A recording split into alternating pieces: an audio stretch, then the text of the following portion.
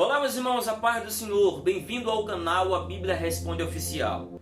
Se porventura você ainda não é inscrito no canal, não perca tempo e se inscreva no canal agora. Quem ainda não me conhece, eu me chamo Jeremias Santos e hoje nós iremos falar um pouco sobre a história do profeta Obadias e a importância de sua mensagem à nação de Edom, os Edomitas, os filhos de Esaú, o irmão de Jacó. E eu tenho certeza que esse vídeo servirá de grande edificação para a sua vida, então não perca tempo e continue conosco até o final.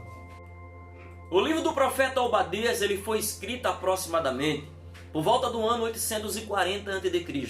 O livro do profeta Obadias está entre os 4 primeiros livros proféticos canônicos do Antigo Testamento. Está entre o livro do profeta Amós, o profeta Joel e o profeta Jonas, que foi escrito esses livros aproximadamente por volta do ano 840 a.C. até o ano 740 a.C.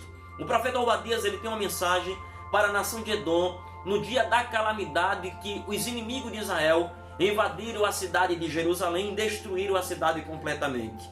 No decorrer desse vídeo você vai entender por que o profeta Obadias é usado por Deus para dizer aos edomitas que Deus está virado contra eles. E da mesma forma que eles fizeram a nação de Israel, Deus faria contra eles. A maldade deles cairia sobre a sua cabeça. Embora os edomitas habitavam em uma região geográfica em cima das montanhas, e eles achavam invencível por conta de sua cidade, que estava em uma região que até mesmo de uma forma natural se colocava-se uma grande fortaleza.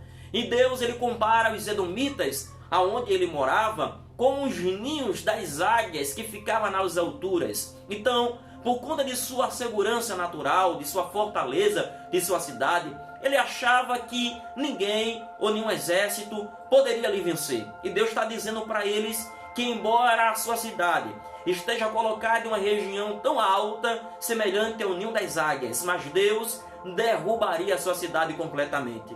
Deus agora está dizendo aos edomitas que Deus está se colocando em uma posição de inimigo contra os edomitas por conta de tudo que eles fizeram aos filhos de Israel, que eram seus irmãos no dia de sua calamidade. Deus está dizendo aos edomitas que no lugar de eles se rebeliar ou se ajuntar contra os inimigos de Israel para preparar a armadilha contra os seus irmãos, eles deveriam ajudar os seus irmãos no momento de calamidade, no momento de tristeza, no momento de completamente desgraça que estava sobrevindo contra a nação de Israel. Mas no lugar dos edomitas fazerem esta forma de favor, eles se juntaram com os inimigos e ficavam nas esquinas esperando os judeus, os hebreus que escapavam das espadas dos inimigos e eles matavam nas encruzilhadas. É interessante que o próprio salmista, em Salmo 137,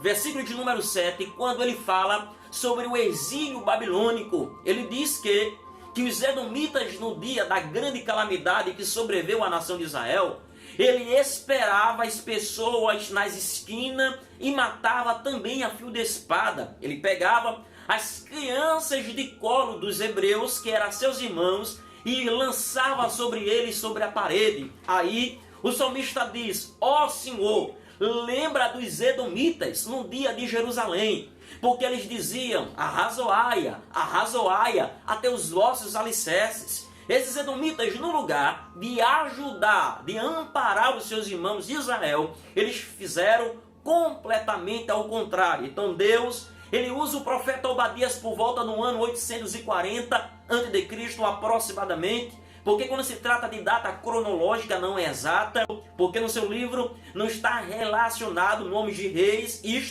existe uma certa dificuldade para colocar o ano exato que o profeta Obadias profetizou.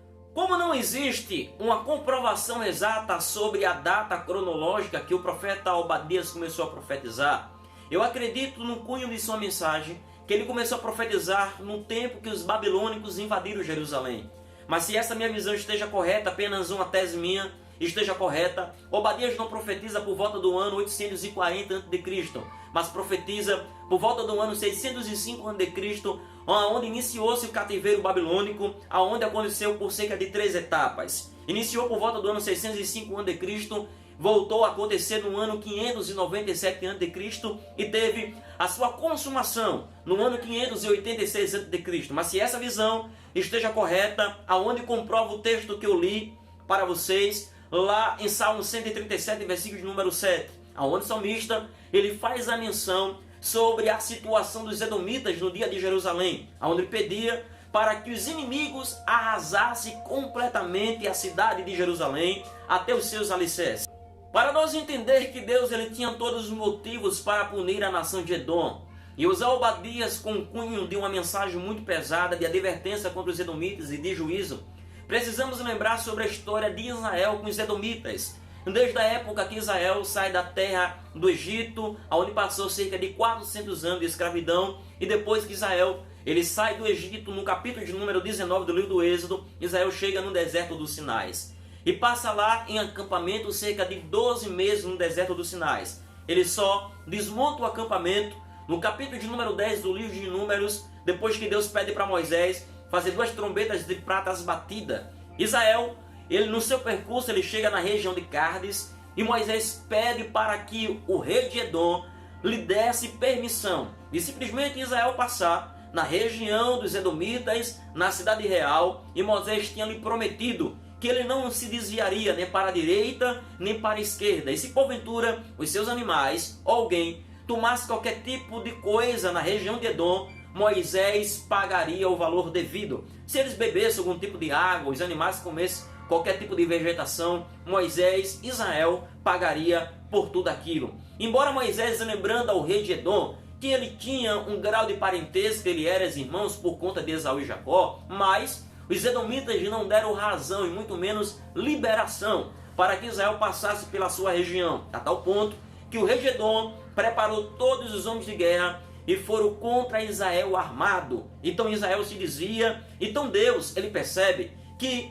a nação de Israel já estava criando um certo ressentimento com os seus irmãos. Então lá em Deuteronômio, capítulo de número 23, versículo de número 7, Deus lembra a nação de Israel dizendo: não aborrecerás os edomitas, porque eles são os seus irmãos, e não aborrecerás os egípcios, porque vocês foram peregrinos em vossa terra. Então Deus, ele sempre foi contra, vamos dizer, a certa rivalidade de irmãos, de parentes, de parentesco. Deus sempre quis a paz e a união, mas os edomitas fizeram completamente ao contrário. Quando os inimigos de Israel formaram uma certa armadilha e um certo cerco contra Israel, invadindo a cidade, destruindo a cidade, matando as pessoas, jogando as crianças contra as paredes, os edomitas esperavam aquele que escapava nas esquinas e matava a fio de espada de uma forma muito maldosa. Então Obadias, ele é usado por Deus com essa mensagem,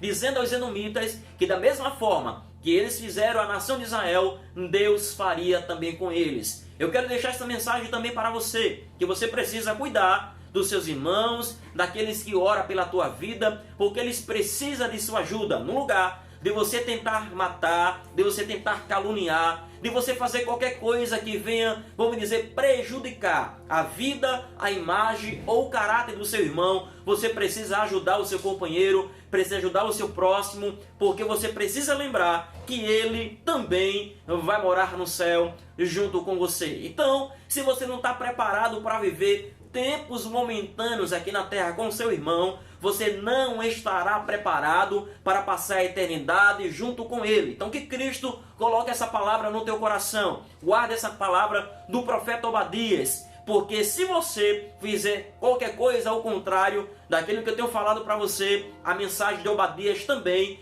pode cair sobre a sua vida, porque da mesma forma que você fizer com o teu irmão, Deus também fará com você, porque Deus leva a sério sobre a lei da semeadura. É por isso que quando Paulo escreve a carta à igreja de Gálatas, ele diz: não erreis, Deus não se deixa se escarnecer, aquilo que um homem semeia, também ele ceifará. Se um homem ele semear na carne colherá a corrupção, Mas se ele semear no Espírito colherá a vida eterna. Então que Deus em Cristo continue te abençoando no nome do Senhor Jesus. Não esqueça de se inscrever no canal. Compartilhe também esse vídeo, deixe seu like, porque isso nos ajuda. Que Deus te abençoe no nome de Jesus.